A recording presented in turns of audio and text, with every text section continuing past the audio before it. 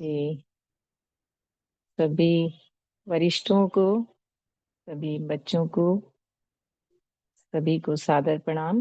और आज की जो हमारी कक्षा है, अ, सफल जीवन की दिशाधारा, इसको प्रारंभ करने से पहले हम गुरु सत्ता को नमन करते हैं। तो गायत्री मंत्र के साथ आज की कक्षा को आरंभ करेंगे। ओम भूर्भुवः स्वः तत्सवितुर्वरेण्यं भर्गो देवस्य धीमहि धियो यो नः प्रचोदयात्।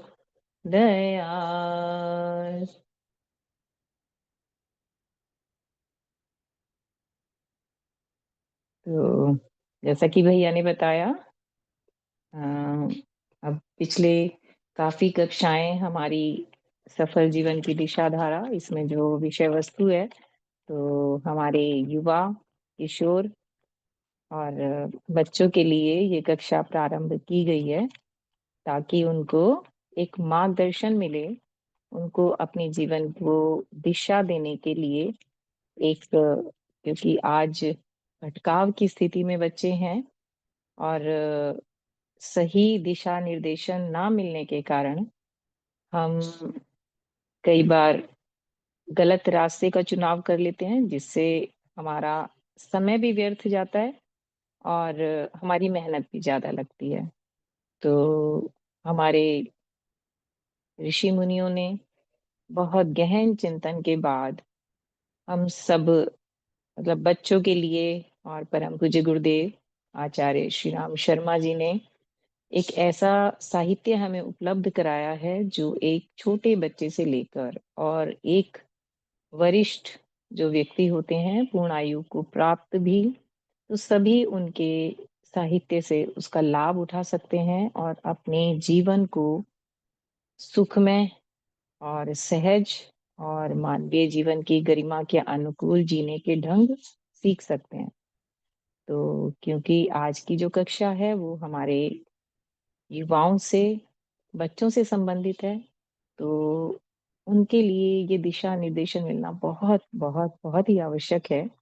तो पिछली कक्षाओं में बहुत वरिष्ठों के माध्यम से आप लोगों को शिक्षण भी मिल रहा है और दिशा भी मिल रही है, और मुझे पूर्ण विश्वास है कि आप उनसे प्रेरणा भी ले रहे होंगे, क्योंकि वो सभी वो व्यक्ति हैं जिन्होंने इन गुणों को और जो जो सूत्र आपको बता रहे हैं उन्हें अपने जीवन में अपनाया है और प्रैक्टिकल करके वो लोग उस पर आगे बढ़े हैं। तो कोई भी जो चीज होती है, जैसे आज का बच्चा है तो सब लॉजिक मांगते हैं कि लॉजिक क्या है। तो लॉजिक तो मिल जाएगा, लेकिन लॉजिक के बाद आप उस चीज को अपने जीवन में अपनाएं और देखें कि जो बात आपको बताई जा रही है उसमें कितनी सत्यता है। तो जांच आप अवश्य करें कि जो भी चीजें आपको बताई जा रही हैं आपको अपनाना पड़ेगा। ये कह देने भर से काम नहीं चलेगा कि ऐसा नहीं हो सकता या ऐसा नहीं होता, मतलब बातों से या तर्क वितर्क करने से काम नहीं चलेगा। आपको जो भी बातें बताई जाती हैं या जो भी आपके अपने, जो आपने जीवन मूल्य निर्धारित किए हैं, आप उनको भी अपनाएं और देखें उस पर चलकर, और जो आपको बताया जा रहा है आप उनको भी अपना कर देखें। और लाभ आपको किससे प्राप्त हुआ, तो क्योंकि हम सबसे पहले देखते हैं किसी भी चीज को अपनाने से पहले कि इसका हमारे जीवन में क्या लाभ होगा और हम इस चीज को क्यों अपनाएं। तो आज का जो हमारा विषय है कि सद्गुण बढ़ाएं, सुसंस्कृत बने। तो पहले हम जानें कि सद्गुण क्या है। तो सद्गुण से भी पहले जानने की आवश्यकता है कि हम मानव हैं और मानवीय जीवन की एक गरिमा है, और इस गरिमा को बनाए रखने के लिए हम श्रेष्ठतर योनि के प्राणी हैं। यानी कि एक वरिष्ठ स्तर हमने इस संसार में प्राप्त किया है। तो अब बाकी जितने भी आप देखेंगे जीव जंतु या इस सृष्टि में जो कुछ भी हमें जड़ चेतन दिखाई देता है, उनमें वो जिन भी गुणों को लेकर उनका जन्म होता है, तो वो उसमें ना कुछ फेर-बदल नहीं कर सकते। उसको ना बढ़ा सकते हैं, ना घटा सकते हैं। उनकी चैतन्यता इतनी ही है कि वो अपने जीवन क्रम को चलाए रखते हैं, जैसा उन्हें प्रकृति द्वारा प्रदत्त है। लेकिन एक मानवीय जीवन है, जिसमें अनंत संभावनाओं को हम प्राप्त कर सकते हैं। मतलब इसका जो स्तर है, इसकी जो प्रगति है या इसको हम किस स्तर तक ले जा सकते हैं, इसमें अनंत संभावनाएँ भरी पड़ी हैं। तो उसके लिए जैसे हम जो जीवन जी रहे हैं, हम दुखी होते हैं, इस जीवन से परेशान होते हैं। ये दुःख तकलीफ ये भी मनुष्य जीवन में ही है। हम बहुत दुखी हैं या बहुत प्रसन्न हैं या हमारे क्या मापदंड हैं जीवन को जीने के और हमारे शरीर में जो रोग हैं, परेशानियाँ हैं, तकलीफें हैं, इन सब से हमें कैसे बचना है और हमें अपने जीवन को सफल कैसे बनाना है। तो सफलता क्या है? सद्गुण क्या है? हम इसके बारे में थोड़ा-सा समझ लें।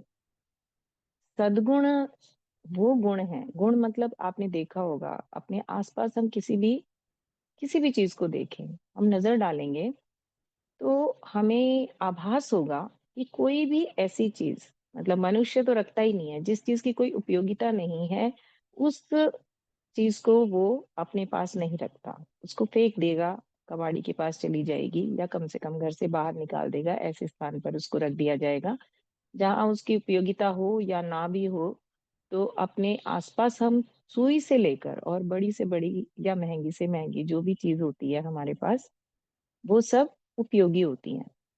तो जो मानवीय जीवन है, उसकी उपयोगिता तो कितनी ज़्यादा होगी, इस बात को तो हमें समझना ही पड़ेगा। और हम अपने आप पर थोड़ा-सा देखें कि हमने अपने आप को कितना उपयोगी बनाया है। तो सबसे पहले अब ये उपयोगी जो बनाने की बात आ रही है, इसी में वो सद्गुण आते हैं। वो उन गुणों को मतलब हर चीज़ एक वस्तु जैसे हम धन कमाने के पीछे भाग रहे हैं, तो धन को पूँजी मान रहे हैं कि धन ही है जो हमारे इस संसार में सुखी रहने का एकमात्र कारण आज हम सबने बना लिया है। और जितने हमारे एफर्ट हो रहे हैं, हमारे जन्म से लेके और जीवन पर्यंत हम धन इकट्ठा करने के लिए, धन कमाने के लिए इन्हीं प्रयासों में लगे रहते हैं। और अपनी जो पूरी शक्ति, पूरी सामर्थ्य, अपनी सारे एफर्ट्स हम डाल देते हैं धन कमाने के लिए।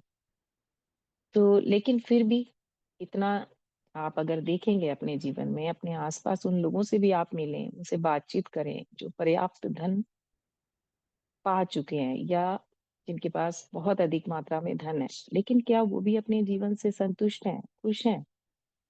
तो ऐसा क्या कारण है कि पूरा जीवन जिस चीज़ के लिए खपा दिया और फिर भी वो खुश नहीं हो पाए? तो देखिए जो धन है, जो जिस धन को जिसको हम द्रव्य कहते हैं या जो ये कागज़ी मुद्रा है, इससे हम भौतिक सुख साधन जुटा सकते हैं, वस्तुएँ खरीद सकते हैं। जितनी भी वस्तुएँ आपको अपने आस-पास दिखाई देती हैं, मतलब आपको लगता है महँगा से महँगा सामान, ऐश्वर्य प्राप्त करने के लिए, सुख-सुविधाएँ जुटाने के लिए और सुविधाएँ किसके लिए जुटाई जाती हैं? जो साधन बनाए जाते हैं, उससे हमारे इस शरीर को, हमारी इंद्रियों को सुख मिलता है या आराम मिलता है या सहजता हमारे जीवन में आती है। लेकिन उससे हम उस उद्देश्य को प्राप्त नहीं कर पा रहे।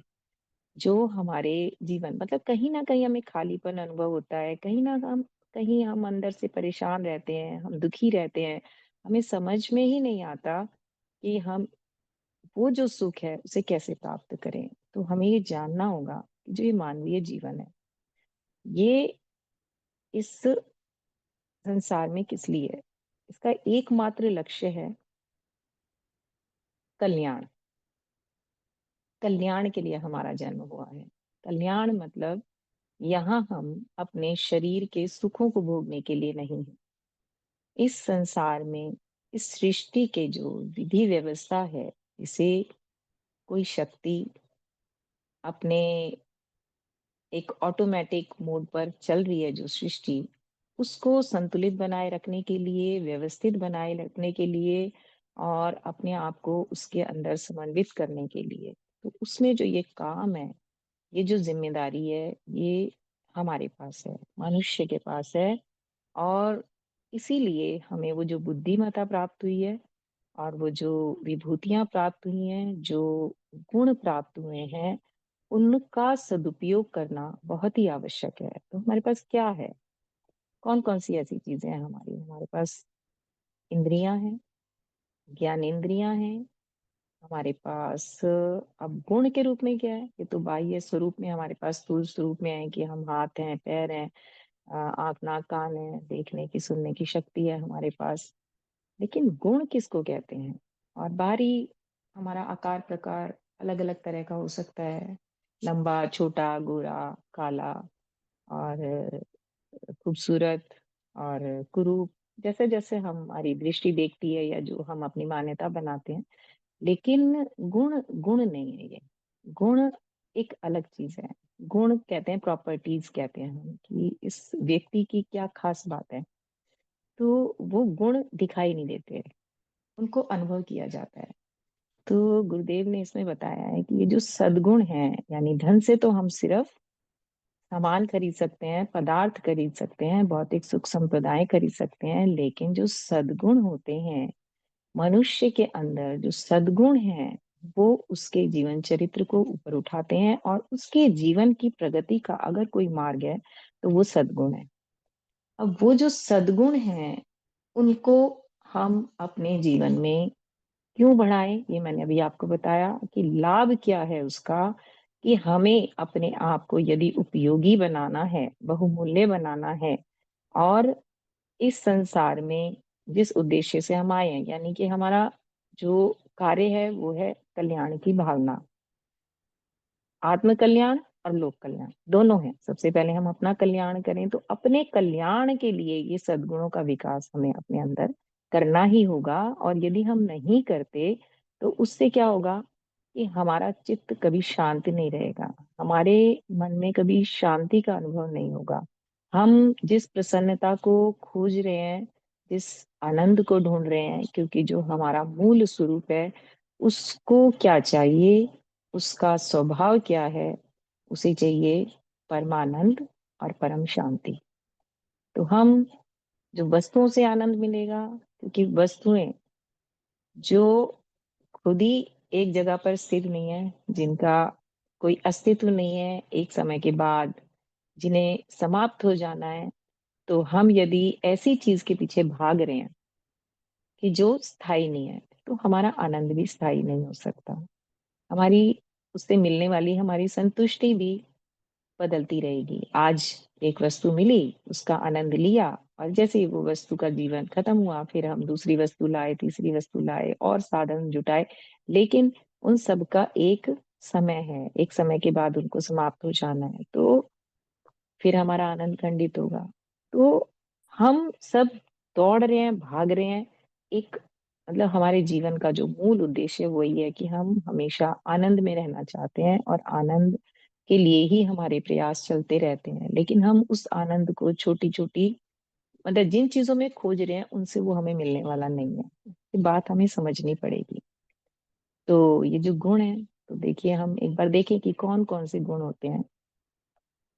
तो मनुष्य जीवन के गुण हैं विनम्रता, शालीनता, दया, करुणा, प्रेम।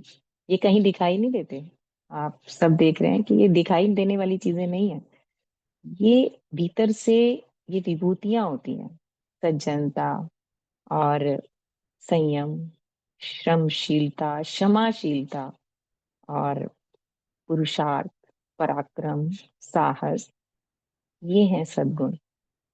तो हमारे ऋषि मुनियों ने बड़ी रिसर्च की इस पर और उन्होंने हमारी हम आज जो स्थिति है ना, उसमें क्या है कि जैसे कोई भी चीज़ हम बनाते हैं, तो हम पहले उसका एक स्ट्रक्चर बनाते हैं, फिर उसके अंदर हम कुछ बैटरी डालते हैं या इंस्ट्रूमेंट डालते हैं, जिस चीज़ के लिए हम उसको बना रहे हैं कि इससे हम क्या काम करेंगे। तो उसको बनाने वाले को पता होता है कि इसमें इसको मैंने किस चीज़ के लिए बना रहा हूँ। तो ईश्वर ने हमें मैंने जैसे आरंभ में कहा कि हमें बनाया है इस सृष्टि के संचालन में, उसका सहयोगी बनने के लिए। तो हमारे भीतर भी उसने एक ऐसा सिस्टम फिट किया है। लेकिन आज विडंबना है कि हम उस सिस्टम को जानते नहीं हैं। हमें केवल कौन-सा स्वरूप दिखाई दे रहा है कि हमारा मॉडल क्या है।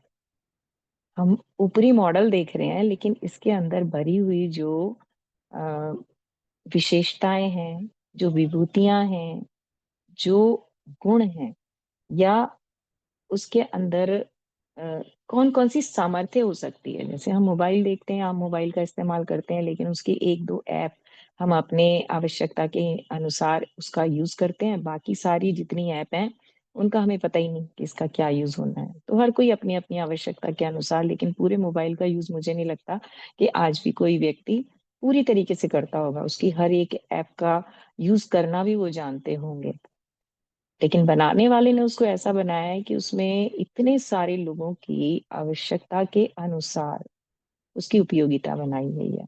तो जो जितना उसको समझेगा, जितना जानेगा, उसका अधिकतम यूज वो कर सकता है। तो हमें अपने इस जो ये हमारी बॉडी है, इसको हमें पूरी तरीके से समझना होगा, इसके आंतरिक स्वरूप को और इसके बाह्य स्वरूप को। तो जो ये गुण होते हैं, ये सूक्ष्म रूप से हैं, जो हमें दिखाई तो नहीं देते, लेकिन हमारे भीतर हमें मतलब इन गुणों को हमें बढ़ाना होता है। जब हम इन गुणों को बढ़ाते हैं तो धीरे धीरे हम अपने अंदर जो दुर्गुण हैं, दुर्गुण कहने का मतलब है जो नहीं होने चाहिए, तो ये हमारे अंदर होते क्यों है, ये भी हमें समझना होगा।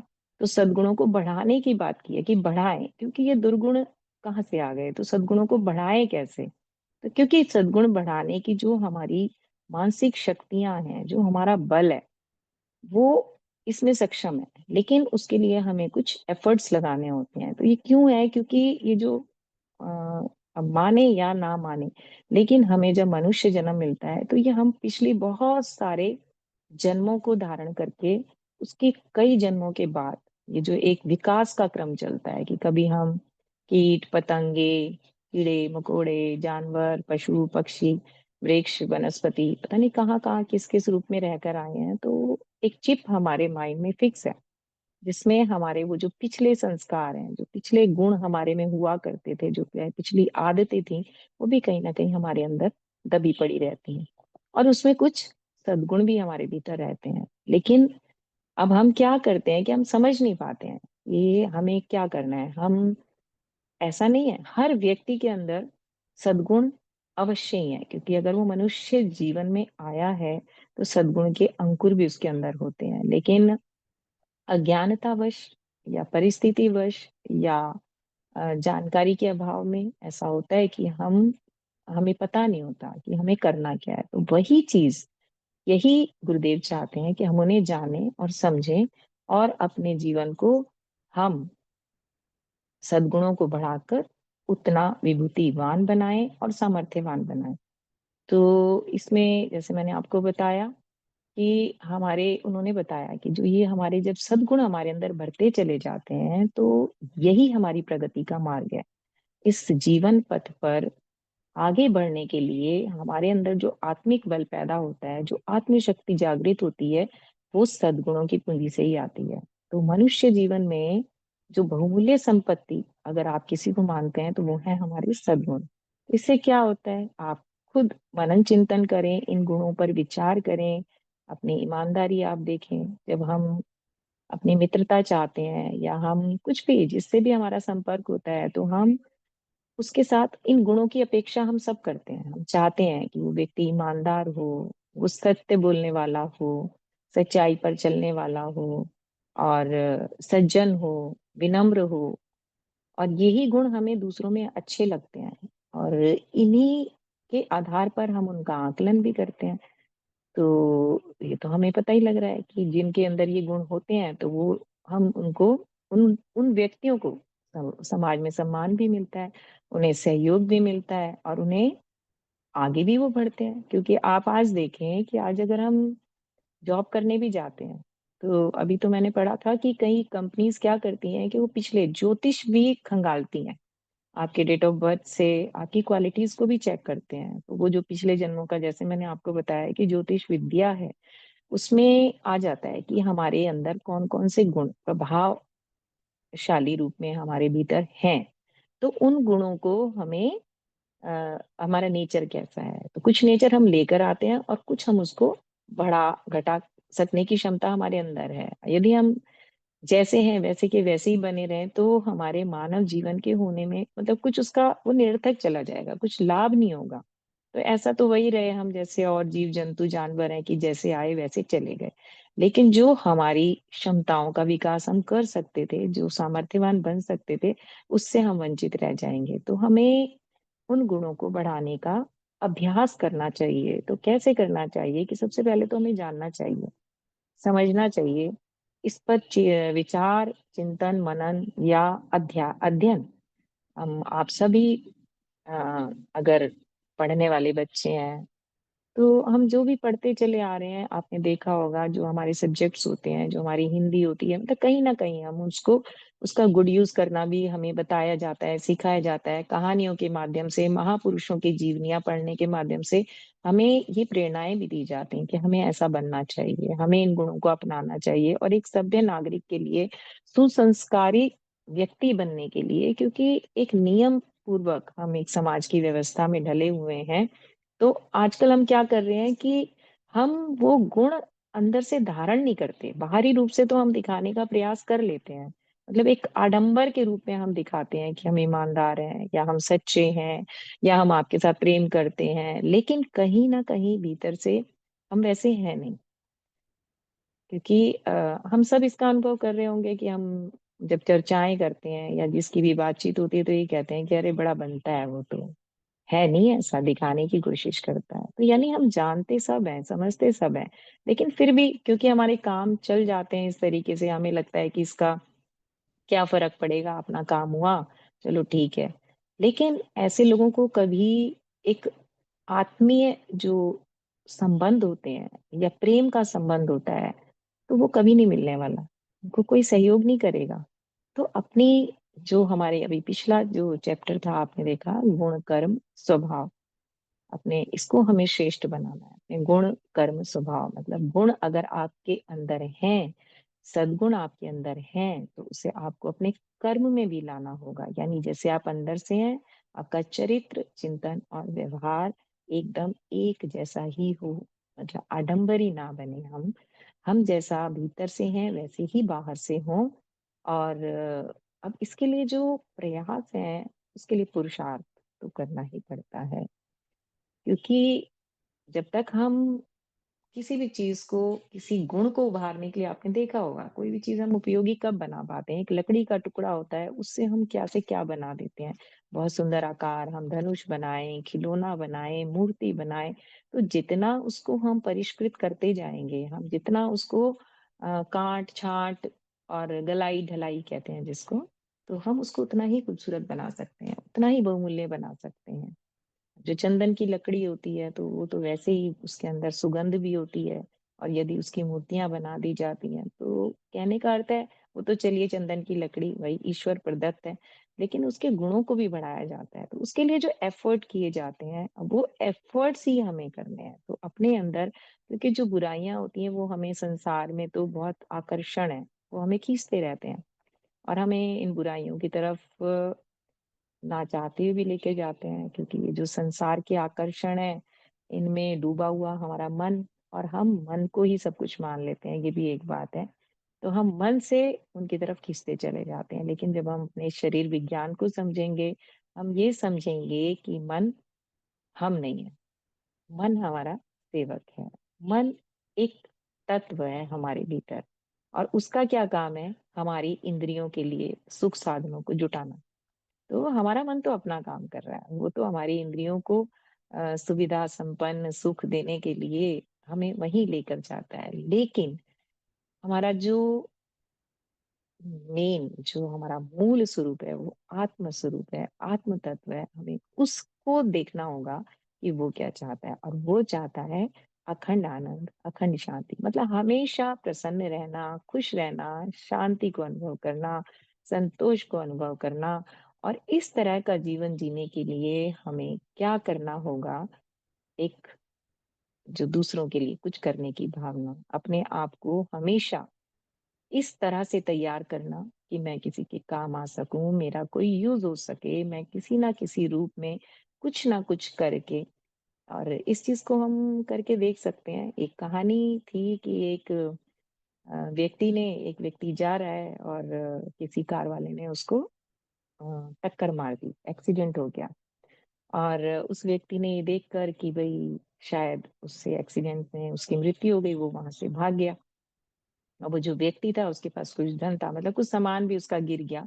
तो वहां से एक चोर निकला, उसने उसको देखा कि भाई ये व्यक्ति, उसको लालच आया कि कुछ पैसे भी पड़े हैं और कुछ उसको धन मिल रहा है, तो वो उसके पास आया और उसने उसको उठाया और उसको प्रसन्नता का अनुभव हुआ कि आज तो मुझे माल मिल गया। लेकिन तभी उसको उस व्यक्ति की जो तड़प थी, उसकी जो पुकार थी, उसने उस करुण क्रंदन को सुना। तो एक बार उसके मन में आया कि अरे मुझे क्या करना है। लेकिन कहीं ना कहीं उसके अंदर का सद्गुण था, क्योंकि देवता तो हमारे भीतर ही है। बस हम उसको दबा देते हैं तो दुर्गुण उभर आते हैं, और यदि हम अपने दुर्गुणों को हटा दें तो हमारे सद्गुण विकसित हो जाते हैं। तो ना चाहते हुए उसके सद्गुण जाग उठे, उसके अंदर दया की भावना आई, और उसकी पुकार को सुनकर उसने सब कुछ छोड़ा और उसको वो लेकर अपने घर आ गया। और जो कुछ उससे बन पाया उसने उसका प्रॉपर ध्यान रखा, उसको सेवा की, उसको सही होने तक उसका ख्याल रखा, उसके लिए वो जो कुछ उससे बन पड़ा उसने उसकी सेवा सहायता करके। और वो जब सही हो गया, और फिर उसने जो उसके प्रति एक कृतज्ञता, जो प्रेम और एक उसका जो थैंक्स का भाव था, जब उसको इतना आनंद मिला, उसने ऐसा कभी अनुभव ही नहीं किया था। इन दिनों में उसने अपने आप को पूरी तरीके से उसने बदला हुआ अनुभव किया। इस शांति और इस आनंद को पाकर उसको लगा कि मेरा जीवन धन्य हो गया, और तब से उसके जीवन का स्वरूप ही बदल गया। तो कहने का अर्थ यही है कि हम आज समझ नहीं पा रहे हैं, हम अपने दुर्गुणों को भी साथ साथ लेके चल रहे हैं। कुछ गुण हैं, मतलब हम बढ़ाने की कोशिश नहीं कर रहे हैं, हम उनको लेके ही चले जा रहे हैं। लेकिन बात तब बनेगी, क्योंकि दुर्गुण हावी जल्दी होते हैं, ये बात हमें समझनी होगी। तो हमें क्या करना होगा कि धीरे धीरे अपने सद्गुणों को बढ़ाएं, जैसे मैंने अभी बताया। तो कुछ तो ये जैसे बातें हम कर रहे हैं, लेकिन कई बार ये सब करने के लिए हमारे एफर्ट्स जो होते हैं कम पड़ जाते हैं। मतलब कि खाली सुनने से नहीं होता, तो कुछ क्रिया योग भी हैं जिनको हमें करना चाहिए। और आगे की कक्षाओं में हम कोशिश करेंगे कि आपको कुछ प्रैक्टिकल कराएं। तो उसके लिए जो हम अपने क्रियाकलाप होते हैं, हमारा चिंतन मनन होता है, हमारा ध्यान होता है, मतलब जो जो गुण हैं, जैसे हम उन पर थोड़ा विचार करें और एक एक गुण को हम अपने जीवन में अपना कर देखें, प्रेम को अपना कर देखें, और वो भी निस्वार्थ प्रेम को अपना कर देखें, कि बिना किसी फायदे के सोचे हुए या बिना किसी लालच के हम किसी की मदद करके देखें, किसी की सहायता करके देखें। ये आप काम हम अपनी पढ़ाई के क्षेत्र में भी कर सकते हैं, कि हमें कोई प्रश्न आ गया, हमने कुछ सीख लिया, कुछ जान लिया, अपने दोस्त की मदद कर दें, जो ज्यादा कमजोर है उसके साथ थोड़ा सा टाइम ज्यादा स्पेंड कर लें। आप देखेंगे कि इससे, और जैसे कहते हैं ना कि विद्या एक ऐसा धन है जो देने से और अधिक बढ़ता है। तो ये स्कूलों में या हम विद्यार्थी जीवन में हमने बहुत नोटिस भी किया है कि ये भी हम किसी को देना नहीं चाहते। अगर हमें कुछ पढ़ना आ गया, कुछ हमने अच्छा लिख दिया, तो हम उसको छिपा कर रखना चाहते हैं कि ये तो मैंने लिखा है, मेरी बुद्धि से निकला है, तो इसका लाभ कोई और दूसरा ना ले ले। और अगर कोई बात हमें समझ में आती है तो हम दूसरे को समझाना नहीं चाहते। आजकल ये चीजें बहुत ज्यादा हो रही हैं, पहले ऐसा नहीं था। तो इतना इतना हम कर रहे हैं कि इतनी छोटी छोटी चीजों को भी हम अपना समेटना चाहते हैं, दबाना चाहते हैं। हमारी जो स्वार्थ है हमारे भीतर इतना हावी हो रहा है। तो कुछ और पॉइंट्स जो गुरुदेव ने इसमें दिए हैं कि विभूतियों की प्राप्ति होती है जब हम सद्गुणों को बढ़ाते चले जाते हैं। और सबसे पहले हम जान लें कि हमारा जन्म ही इसलिए हुआ है, हमारे जीवन का जो उद्देश्य है वो यही है कि इस संसार को अपने अंदर हमें देवत्व का उदय करना है, और संसार को सुंदर बनाना है, मनुष्य में देवत्व का उदय। और ये जो सृष्टि है, संसार है, इसको, पृथ्वी को स्वर्ग के समान सुंदर बनाना, यही है हमारा दायित्व। और स्वर्ग कहीं और नहीं है, यहीं पर है। तो यदि चारों ओर हमारी खुशहाली होगी, सुंदर वातावरण होगा, ये प्रयास कौन करेगा? अपने अंदर हमें वो पुरुषार्थ पराक्रम लाना ही होगा, अपने इकोलॉजी सिस्टम को हमें संभालना ही होगा, हमें सबके प्रति प्रेम की भावना रखनी ही होगी। और यदि हम प्रेम करते हैं लेकिन हमारी वाणी में माधुर्य नहीं है, सज्जनता नहीं है, विनम्रता नहीं है, तो उसका कोई लाभ ही नहीं होगा। हमारी वाणी बहुत इफ़ेक्ट करती है सामने वाले के साथ, किस टोन में हम किससे बात करते हैं। कई बार मैंने ऐसा भी देखा है कि सामने वाले की मंशा वो नहीं होती है, लेकिन उसके बोलने की एक गति होती है या एक लहज़ा होता है, जिसकी वज़ह से सामने वाला ये नहीं समझ पाता कि मतलब उसको ऐसे लगता है ये अहम भाव से बोल रहा है। तो इस पर हम थोड़ा-थोड़ा आज के समय में इसकी बहुत अधिक आवश्यकता है, क्योंकि जो हम देख रहे हैं कि जो हमारे बच्चे हैं ना, भटक रहे हैं। वाणी तो बाद की बात है, हमने अपनी भाषा को बहुत गंदा किया है। हमने भाषा में इतने गलत, अनुपयुक्त शब्दों का हम इस्तेमाल कर रहे हैं, जबकि हम देखते हैं कि ये जो शब्द है, ये पूरे संसार को चला रहे हैं। हमारे एक गलत शब्द के बोलने से किसी का जीवन भी जा सकता है।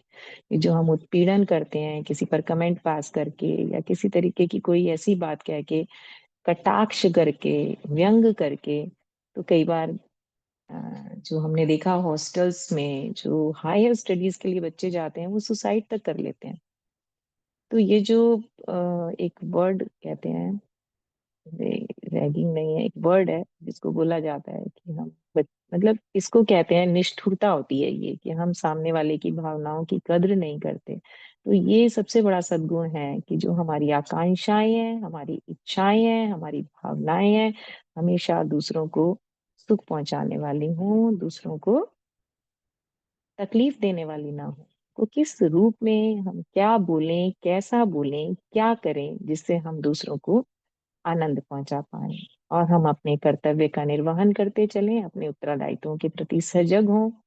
और जिस उम्र में आप लोग हैं, तो आपका अ, उद्देश्य क्या होना चाहिए कि अपने बारे में और संसार के बारे में बिल्कुल सही सही जानकारी आपको प्राप्त करनी है। सत्य क्या है और उसे हम कैसे प्राप्त कर सकते हैं, इस दिशा में हमें आगे बढ़ना है। और धीरे धीरे, यही कहा है गुरुदेव ने, कि जो अंकुर है उन्हें आप सींचें, उन्हें आप बढ़ाएं।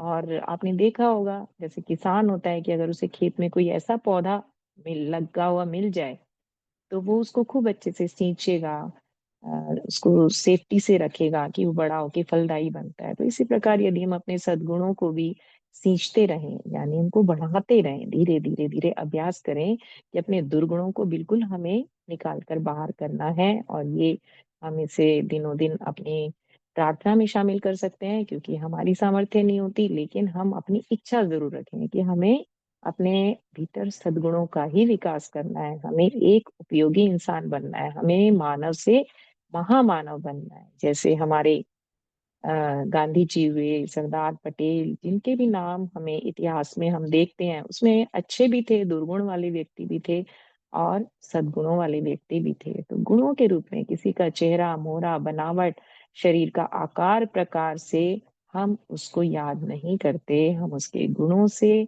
उसके कर्मों से और उसके सिद्धांतों से हम उस व्यक्ति को याद करते हैं। हम आम जीवन में भी हम देखते हैं कि जैसे कहते हैं अपनी माता सबको प्रिय होती है, माँ हम किस रूप को देखते हैं? कोई रूप नहीं होता माँ पे। माँ का ममत्व होता है, उसकी करुणा होती है, उसका प्रेम होता है।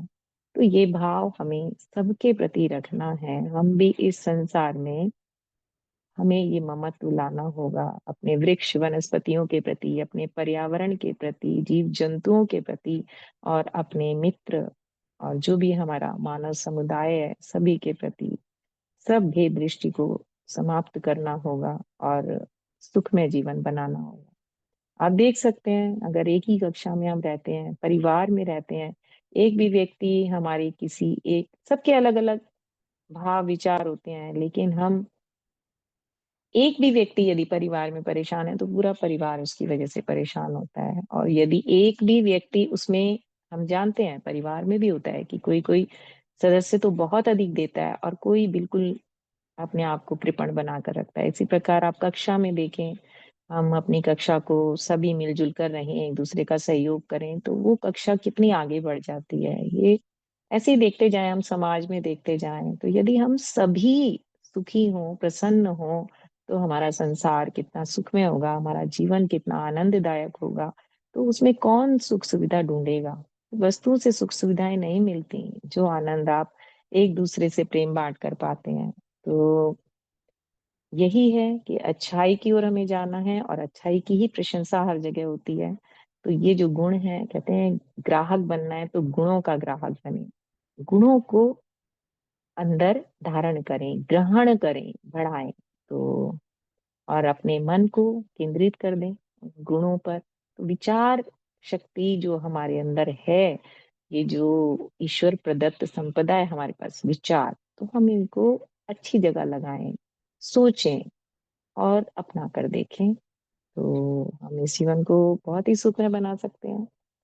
तो एक और बात है कि आपने देखा होगा ये बाहरी जो चीजें आपको दिखाई देती हैं जो बहुत खूबसूरत होती हैं, लेकिन वो बनावटी हैं। जैसे कहते हैं गुलाब है, उसकी सुगंध होती है, कांटों के बीच में रहता है, लेकिन कितना भी इतने खूबसूरत फूल हैं, बहुत बहुत खूबसूरत फूल आपको दिखेंगे, लेकिन फिर भी गुलाब को हम सबसे अच्छा मानते हैं क्योंकि उसकी जो सुगंध है वो हमें आकर्षित करती है। तो रूप रंग तो बहुत हो सकते हैं, लेकिन वो सुगंधी बिखेरनी हमारे हमारे कर्मों से, हमारे आचरण से, तो गुलाब की तरह बने। और एक कमल को हम कहते हैं, कमल पर हम अ, अपने देवी देवताओं को बिठाते हैं। तो हम कैसी भी जगह रहें, कैसे भी परिवेश में रहें, कैसे भी लोगों के बीच में रहें, तो क्योंकि कीचड़ में कमल खिलता है, तो वो अपने आप को कभी गंदा नहीं होने देता, अपनी पवित्रता को हमेशा बनाए रखता है। तो इस तरह का जीवन हमें जीना है, ऐसा हमें बनना है। तो मुझे लगता है कि ये जो अपने जीवन से हम कुरूपता कौन सी, हमारे दुर्गुणों की कुरूपता। क्योंकि जो आपने देखा होगा जो लोग इस प्रकार के होते हैं ना, जो सहयोग करते हैं, जो दूसरों के लिए कुछ एक्स्ट्रा काम करते हैं और पुरुषार्थ करते हैं, निस्वार्थ भाव से करते हैं, उनकी कोई शक्ल सूरत नहीं देखता, सब उनके प्रति अनायासी आकर्षित होते हैं, उनका आकर्षण अलग ही होता है, उनके प्रति हमारी भावनाएं अलग ही होती हैं, हम खींचे चले जाते हैं बिना किसी उसके, हम सबको वो आकर्षित करते हैं। तो एक गुरुदेव ने इसमें एक और चीज कही है कि यदि सामान्य मनुष्य से कोई भी एक गुण हमारे भीतर, मतलब एक गुण को भी हम उनसे ज्यादा मात्रा में बढ़ा लें, तो भी हम श्रेय पा सकते हैं, यश पा सकते हैं। तो हम इस चीज की कोशिश करें, ढूंढें अपने भीतर, और ईश्वर प्रदत्त गुण हमारे भीतर होते ही होते हैं। तो कोई भी एक गुण, उसको आप अपना अस्त्र बना लें, शस्त्र बना लें, उसको इतना पावरफुल बना लें कि बाकी चीजों पर वो हावी हो जाए। यानी कि आपके एक ही गुण से आप दूसरों को अपनी ओर आकर्षित कर सकें, उस प्रेम भरे आकर्षण से, उस सद्गुण से, उसका सदुपयोग करके। तो ये आपकी हॉबी भी हो सकती है। तो किसी भी उस क्षेत्र में हम जाएं और आगे बढ़ें, अपने पुरुषार्थ को करें और संयम को अपनाएं। वाणी में माधुर्य, आप सभी से मेरा अनुरोध है, तो बच्चों से खासकर, कि अपनी वाणी को गंदा ना करें। माँ सरस्वती इस पर बैठती हैं, तो इसका दुरुपयोग कभी ना करें, कभी भी ना करें।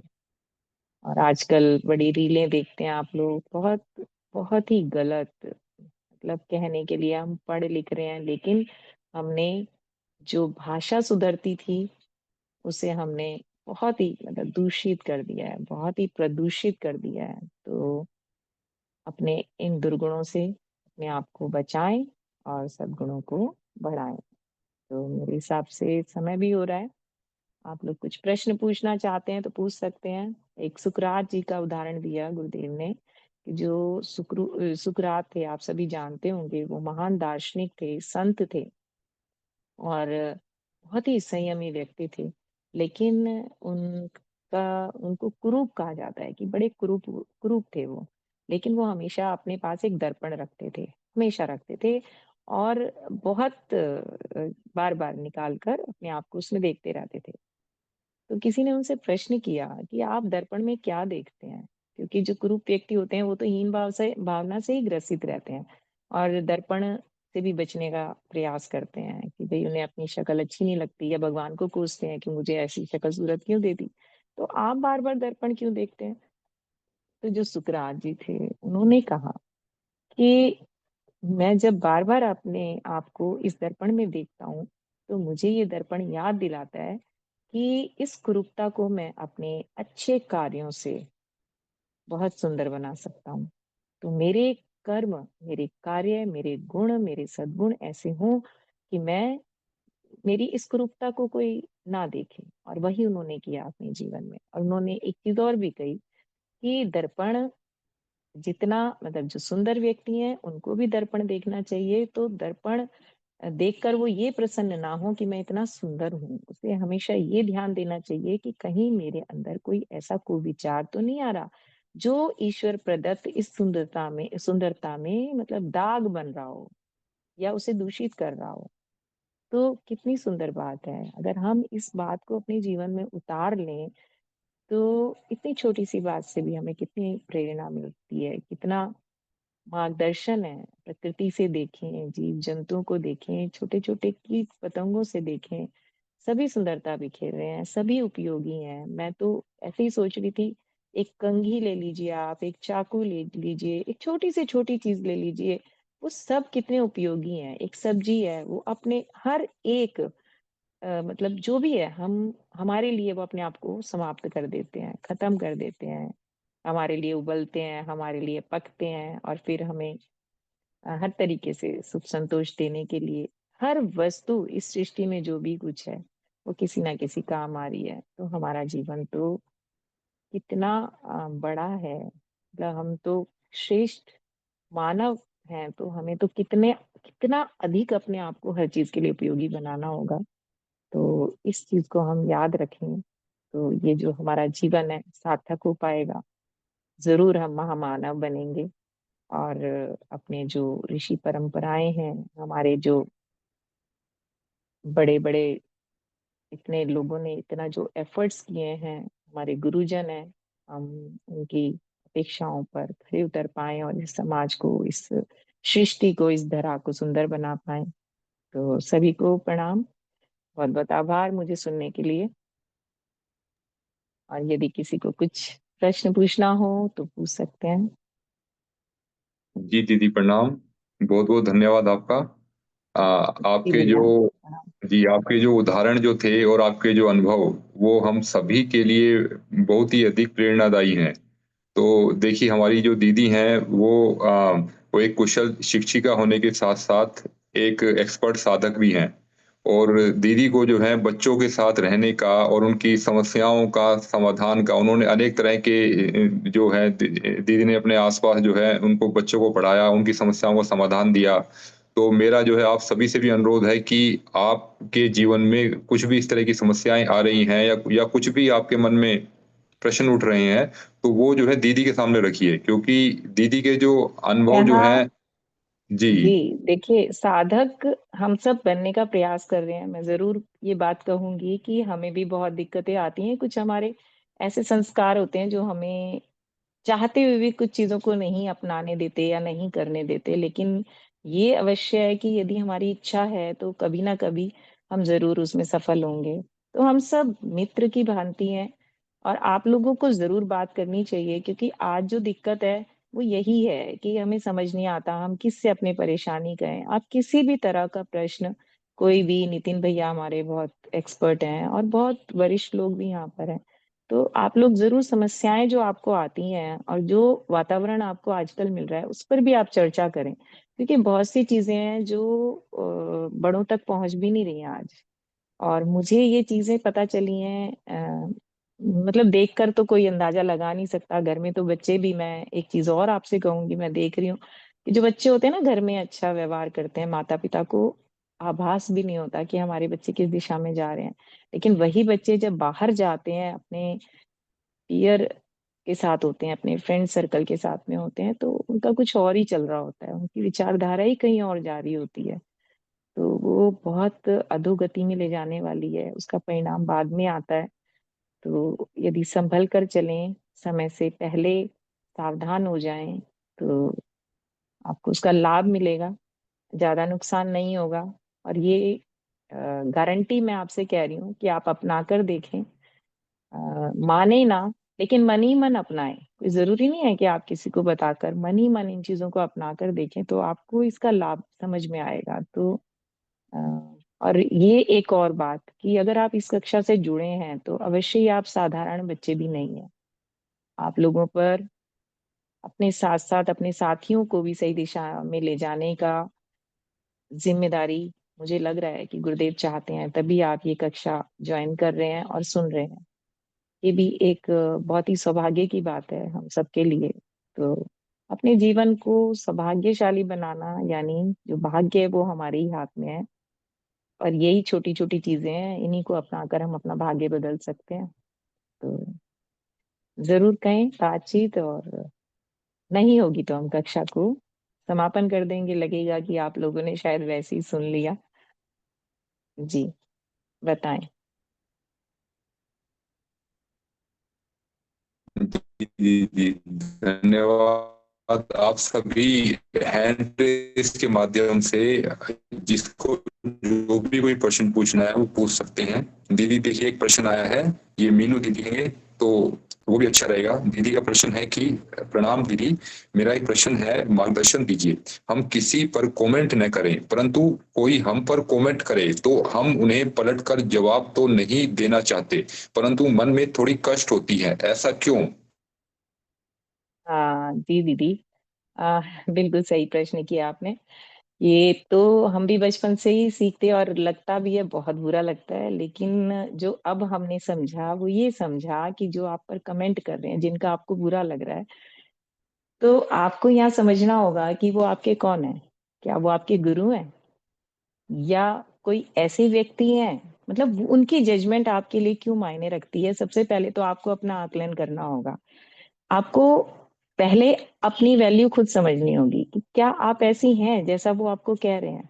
हो सकता है उनकी जो दूषित मनोवृत्ति है वो आपको डाउन करना चाहती है, या उनकी जो हीन भावना है वो आप पर कमेंट करके वो अपने आप को संतुष्ट कर रहे हैं, लेकिन वो संतुष्ट तो वो भी नहीं है। जब कोई हमें गलत कमेंट करता है तो वो किसी ना किसी चीज से हमारी, उनके वो जो ईर्ष्यालु उनका स्वभाव हो सकता है, उनके मन में कोई द्वेष हो सकता है आपके प्रति। तो यही और ऐसे स्थिति में क्या होता है कि यदि आप उनकी बात का जवाब ना दें, जैसे कहते हैं ना, जैसे मेरे पास छोटे छोटे बच्चे हैं और बच्चे ये शिकायत करते हैं कि दीदी गाली गाली दे रहा है, मैडम ये बच्चा गाली दे रहा है। तो एक ये बात शायद महात्मा बुद्ध जी ने कहा था कि जब मैंने ली ही नहीं गाली, तो दूसरा देता रहे, वो तो अपने मुंह से उसकी वाणी खराब हो रही है, उसकी सरस्वती रुष्ट हो रही है। तो क्या मैं वैसा हूं? आप देखें, जो भी सामने वाला गाली देता है तो सबसे पहले हमें सोचना चाहिए कि वो गाली किसको दे रहा है। मैं तो ऐसा हूं ही नहीं।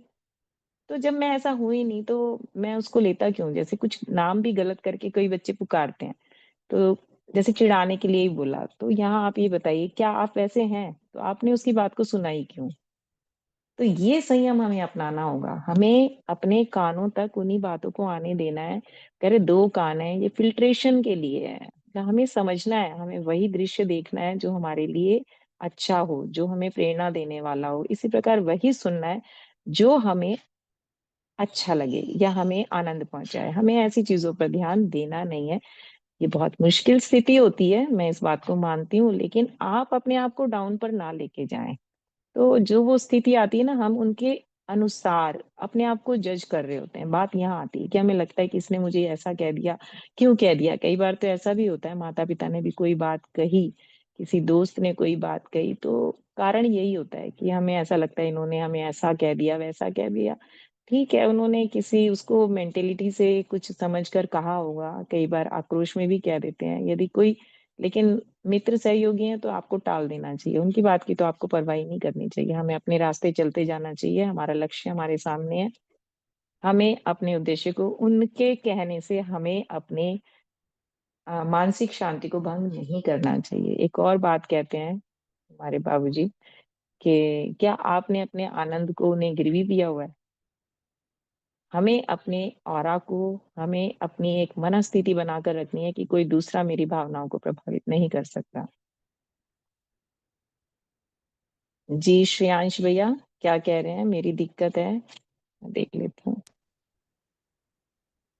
जी दीदी, दीदी मैं बताता हूँ आपको, ये राजेश जी का प्रश्न है।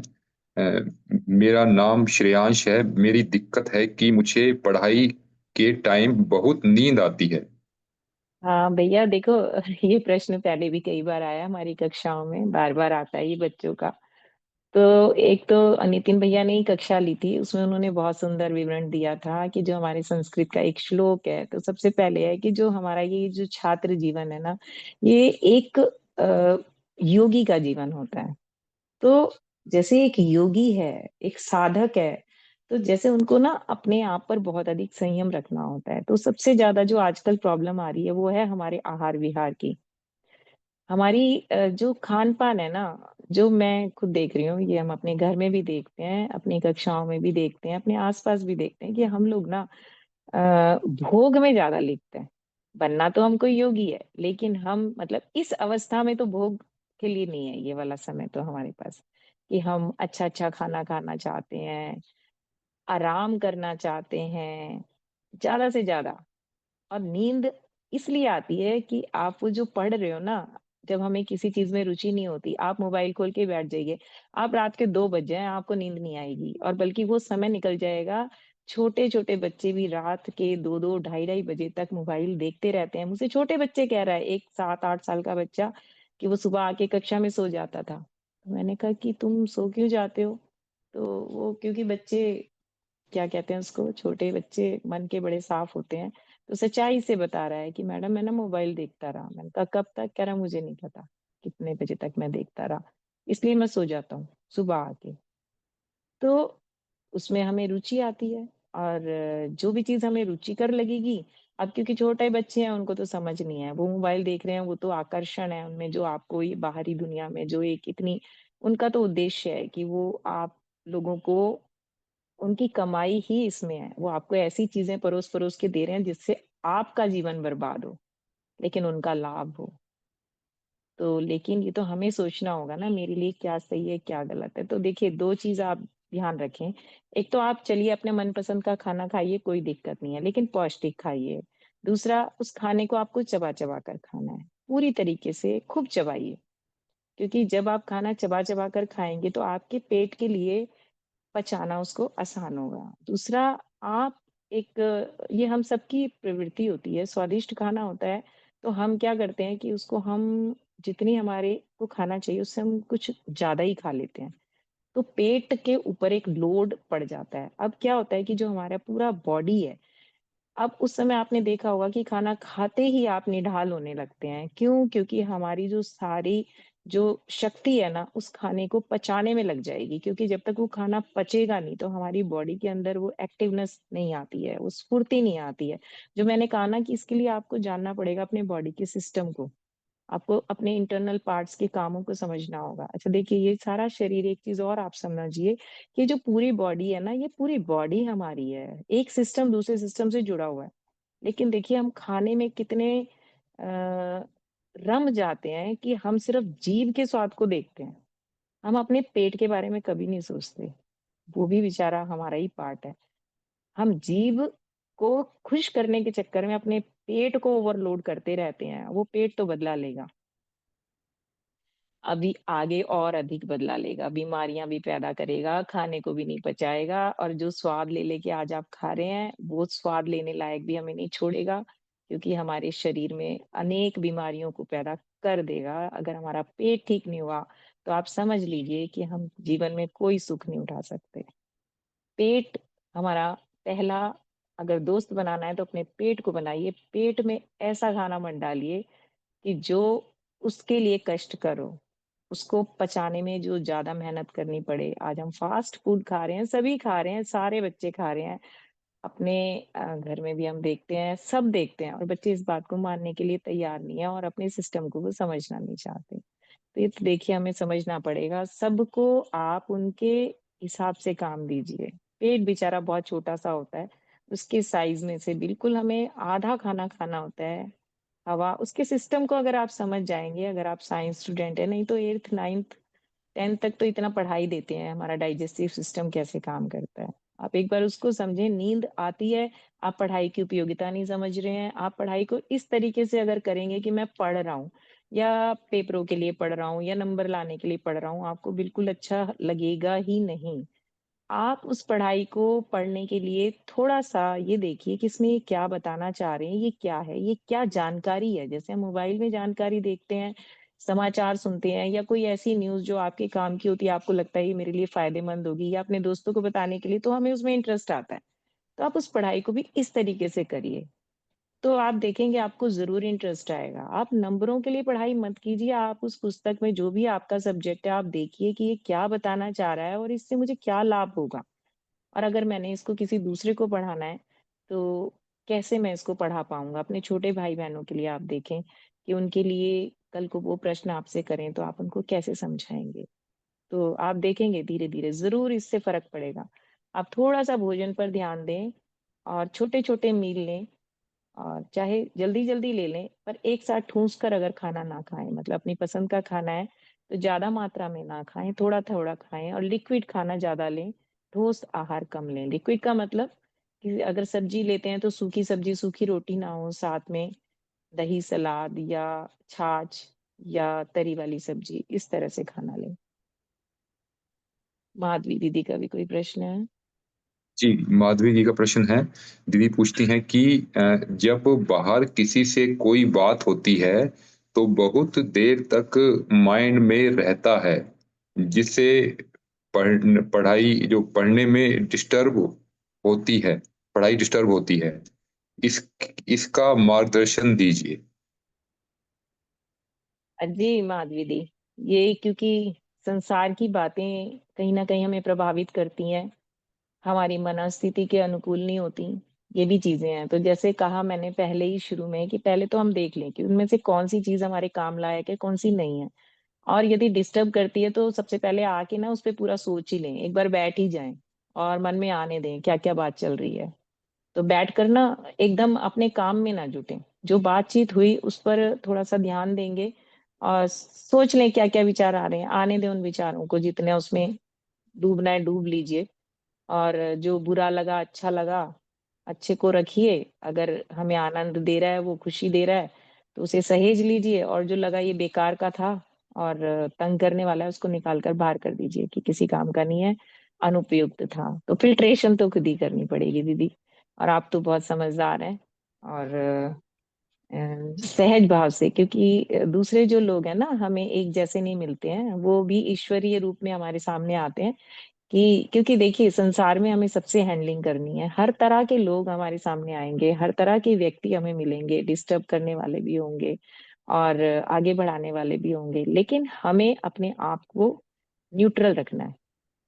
हमें ना बहुत अधिक उछलना है, यानी कि ऐसे भी मिलेंगे जो हमें बहुत ही ज़्यादा प्रोत्साहित करें, लेकिन वहाँ भी हम अपने आप को जाँचते-परखते रहें कि ये जो कहा जा रहा है, इसमें हम कितने फिट बैठ रहे हैं। तो आकलन हमें ये अपने आप करना है। तो बहुत कुछ ईश्वर करता है लेकिन एफर्ट्स हमारे लगते हैं उसमें, पुरुषार्थ हमारा ही चलेगा। अगर संयम हमें करना है तो उसके एफर्ट हमें ही करने पड़ेंगे, अच्छा-बुरा हमें ही सोचना है।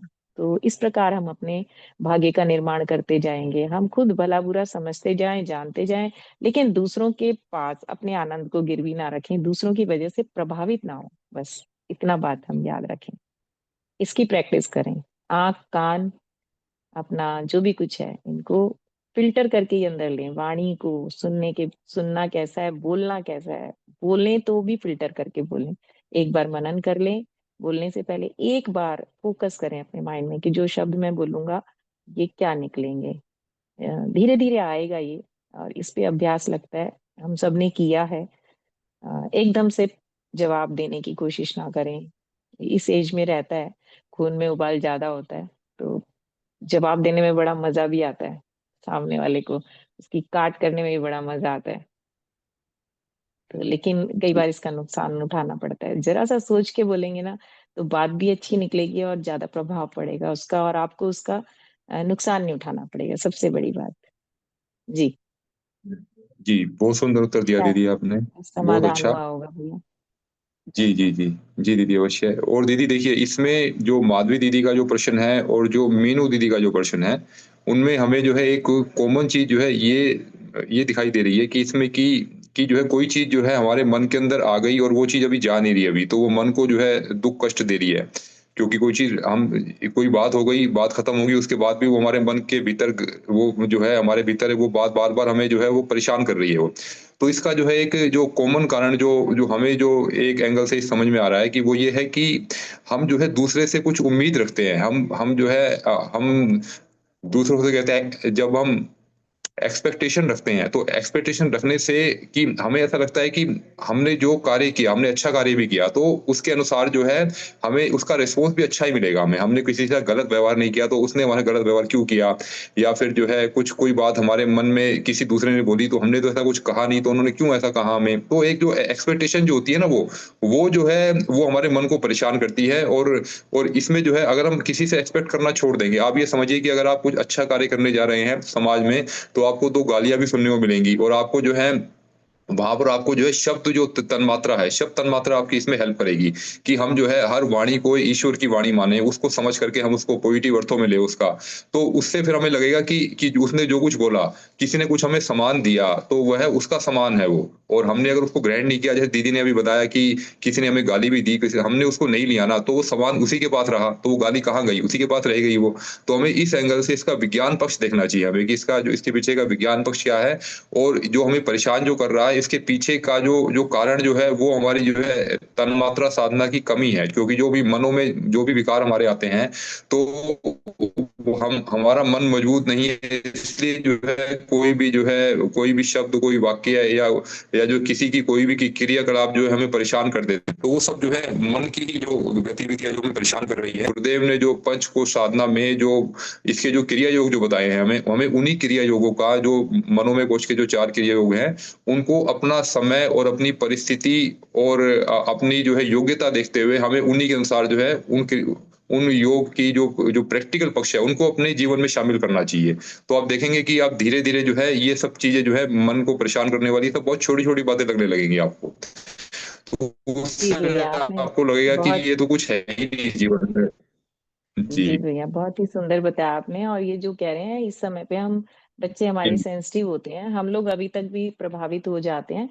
तो ऐसी कोई परेशान होने की कोई बात नहीं है। बस आप ये जो कहा कि एक तो अपेक्षा रखें ही ना किसी से, जो अपेक्षा रखनी है खुद से रखिए।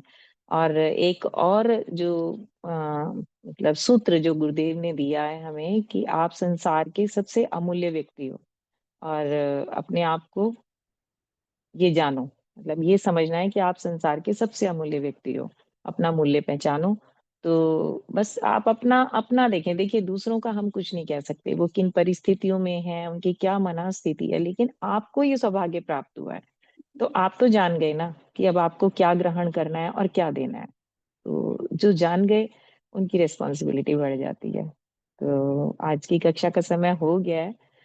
और आप लोगों के साथ अच्छा लगा।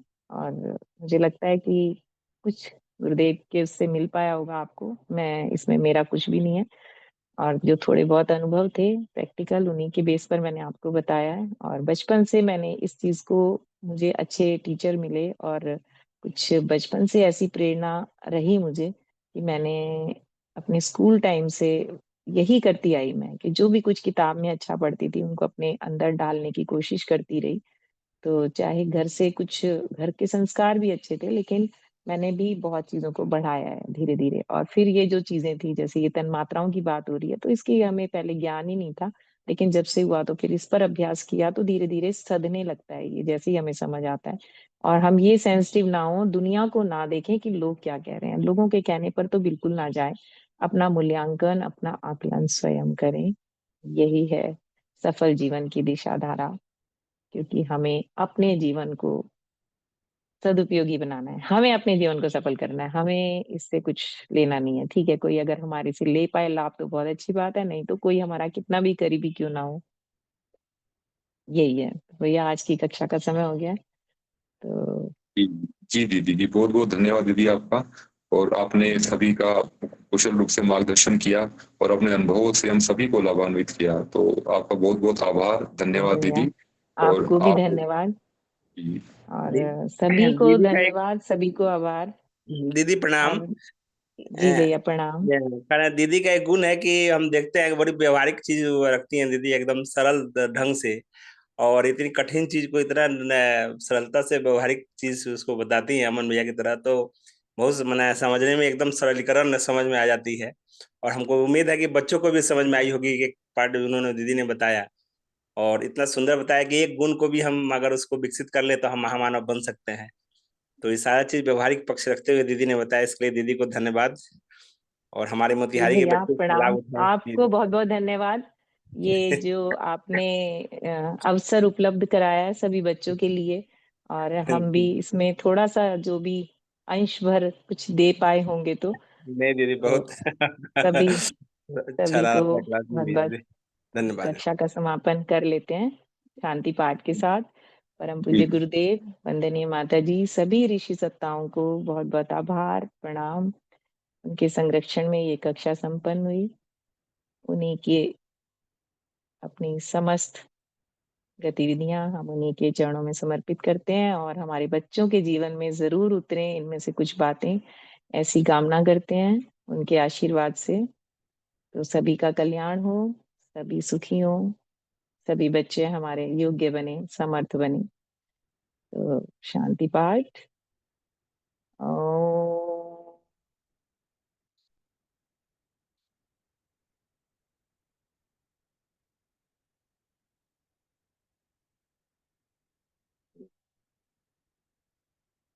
शांति, शांति, शांति। जी सभी को प्रणाम। थोड़े